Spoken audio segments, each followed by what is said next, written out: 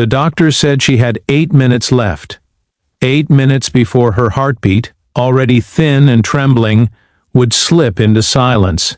8 minutes before one of the most powerful women in the city vanished from the world, without anyone realizing she had spent her life building everything except a reason to live. And in those same 8 minutes, far across the hospital hallway, a tired single father with grease-stained hands and a broken life was sitting with his sick little son, unaware that fate was about to drag him into the most impossible moment of his life. If you believe in kindness, miracles, and second chances, make sure to like, comment, share, and subscribe to Kindness Chronicles right now. Your support helps keep these stories alive for the world. Her name was Selena Moreau, a 38-year-old CEO known for her sharp voice, immaculate dresses, and the cold determination that had built one of the largest medical tech companies in the region. People admired her success, envied her power, and whispered about her loneliness. She gave orders, gave speeches, gave opportunities, but she had never given herself permission to simply be human.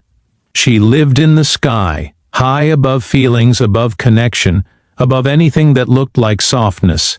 Yet on this warm daytime afternoon, that same powerful woman lay unconscious in an emergency room, pale from the rare blood loss caused by a sudden arterial rupture during a site inspection.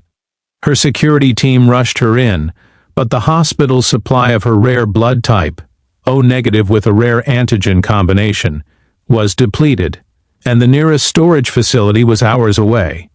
She didn't have hours. She had minutes.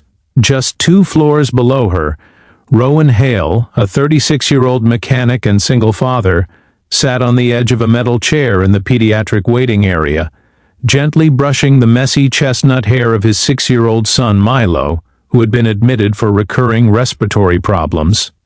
Rowan had known exhaustion all his life, working 2 jobs, juggling bills, and fighting the weight of being both mother and father to the only person he loved more than the air he breathed. His hands, rough from years of repairing engines and patching leaking pipes, trembled as he held Milo's small fingers. The daytime light from the window hit Rowan's tired face, softening the lines carved by responsibility. The nurse approached him gently, telling him they needed to run a few more tests, and Rowan nodded without complaint, forcing himself to smile so Milo wouldn't worry. As the nurse walked away, she paused. Something about Rowan's file caught her eye, specifically his blood type. Her eyes widened.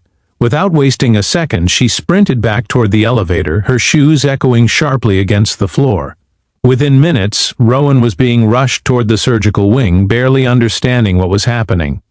The only words he remembered were, "Someone will die if you don't help." He didn't ask who, he didn't ask why him, he just said yes. Moments later, Rowan lay on a donor bed as the surgeons prepared the emergency direct transfusion. The air was cold, the lights harsh, the smell of antiseptic biting the back of his throat. He felt a strange mixture of fear and calm. Fear of the unknown, calm because kindness had been his instinct long before life had taught him the price of it. As the needle slipped into his arm and the blood began its desperate journey toward a dying woman he had never met, Rowan thought only of Milo. He whispered a promise to himself that saving a stranger would not mean leaving his son alone in the world. Selena's heartbeat strengthened by the minute, each pulse fueled by the life flowing from Rowan's veins. The doctors worked fast, repairing the rupture, stabilizing her vitals, fighting to pull her back from the edge. Finally, after a long hour, the chief surgeon stepped away and whispered, "She's safe." When Rowan was escorted back to the waiting area, he felt dizzy but relieved. He sat back beside Milo, squeezing his son's little hand with a mixture of pride and exhaustion. The world moved around him, unaware that a quiet hero had been born in that ordinary hospital room. Hours later, Selena woke to the soft beeping of monitors and a strange heaviness in her chest. Confusion clouded her mind until the doctor told her the truth, that she had been minutes from death, that no stored blood was available, and that a volunteer with her exact rare blood type had saved her. She listened silently, her expression unreadable. But beneath the surface, something shifted. She felt, for the first time in years, a crack in the armor she had built around her heart. When she asked to meet the donor, the staff informed her he was already discharged. But they gave her a name, Rowan Hale, and a note he had left behind. The note said only, "I hope you get to see the sunshine again. Someone should." Without thinking, Selina wrapped her arms around him, holding him tightly, letting him cry into her shoulder. The closeness startled them both, but neither pulled away. In that moment, something delicate but undeniable settled between them, fragile, improbable, but real. "I've been afraid of a lot of things," she said softly. "Afraid of failing, afraid of trusting, afraid of living for something other than work.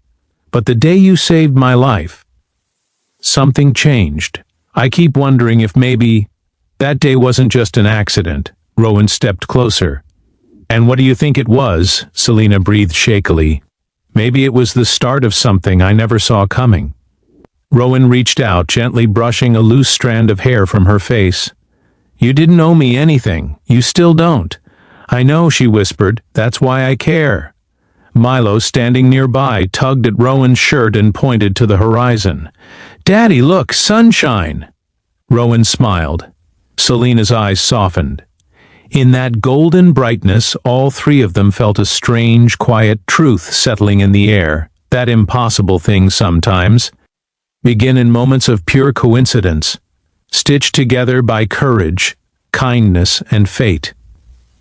And though they didn't label it yet, though they didn't rush it, though life would surely test them many times ahead, something new had undeniably started. Something that made Selina's saved heartbeat feel fuller. Something that made Rowan's tired soul feel lighter. Something Milo sensed long before either adult said it out loud. If this story touched your heart even a little, please like, comment, share, and subscribe to Kindness Chronicles.